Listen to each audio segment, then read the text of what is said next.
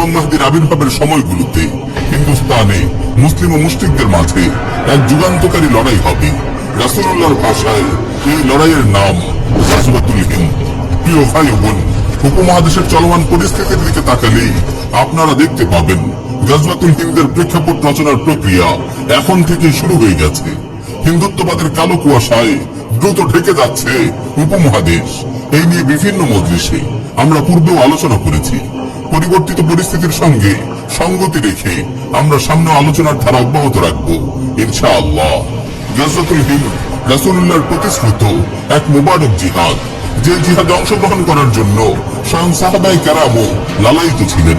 সুনানে নাসাই, মুসনাদ আহমদ, মুস্তাদরাক হাকিম সহ আরো অনেক হাদিস গ্রন্থে বর্ণিত একটি হাসান হাদিসে এসেছে, সাইয়্যিদুনা আবু হুরায়রা রাদিয়াল্লাহু তাআলা আনহু বলেন, ওয়া'আদানা রাসূলুল্লাহ সাল্লাল্লাহু আলাইহি ওয়াসাল্লাম গাজওয়াতুল হিন্দ فإن أدركتها أنفق فيها نفسي ومالي وإن قتلت كنت أفضل الشهداء وإن رجعت فأنا أبو هريرة المحرم।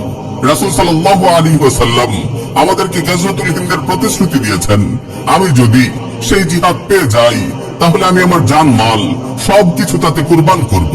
এতে যদি শাহাদাত বরণ করি তাহলে আমি হব শ্রেষ্ঠ শহীদ, আর যদি গাজী হয়ে ফিরে আসি তাহলে আমি হব জাহান্নামের আগুন থেকে মুক্তিপ্রাপ্ত আবু হুরায়রা।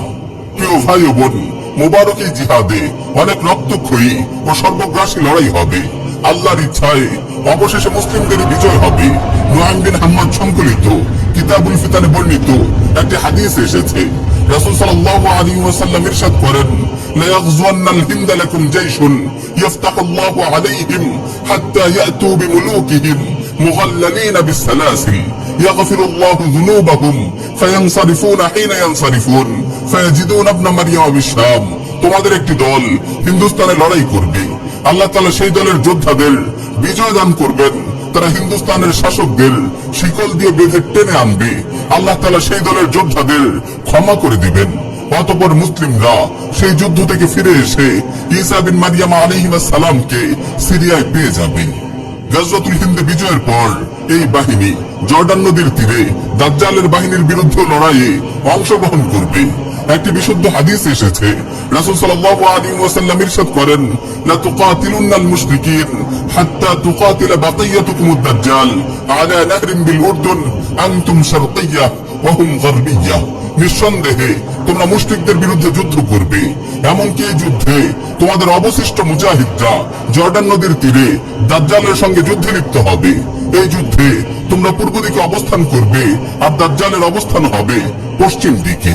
এই মুবারক জিহাদে যারা অংশগ্রহণ করবেন তাদের ফজিলতের জন্য এতটুকুই যথেষ্ট যে তাদেরকে আল্লাহ তাআলা জাহান্নাম থেকে মুক্তির ওয়াদা করেছেন।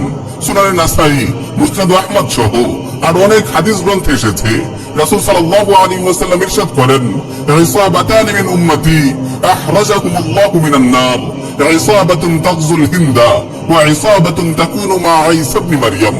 আমার উম্মতের মধ্য হতে দুটি দলকে আল্লাহ তাআলা জাহান্নাম থেকে মুক্তি দিয়েছেন।